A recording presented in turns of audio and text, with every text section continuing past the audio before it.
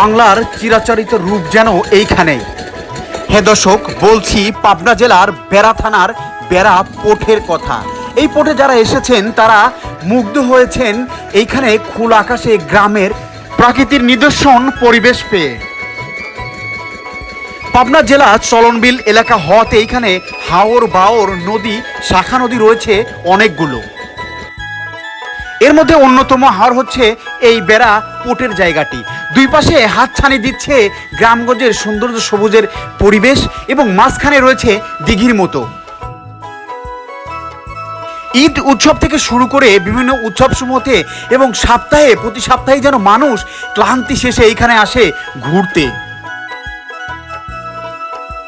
এখানে এসে নৌকায় করে ঘোরার মতো পরিবেশ রয়েছে এবং মুগ্ধকর বাতাস হাওয়া যেন মানুষের মন অচিরেই কেড়ে নেয়। সামনে ডিঙি নৌকা এবং বালুর ট্রলারগুলো যেন ভাসছে এই নদীর উপরে। এই যে দমকা হাওয়ার মতো বাতাস এসে লাগছে, এটা কোথায় বা পাওয়া যায়? হে দর্শক, পাওয়া যায় আমার এই বাংলাদেশে, আমার এই মাতৃভূমিতে। যদি এরকম নিতে চান তাহলে আসতে হবে পাবনা জেলা বেড়া এই পোর্টে। দূর থেকে দেখলে মনে হবে আকাশটা নেমে এসেছে পানির সাথে। এরকম মনোমুগ্ধকর পরিবেশ উপভোগ করতে আসতে হবে দর্শক পাবনা জেলার বেড়া পোর্টে।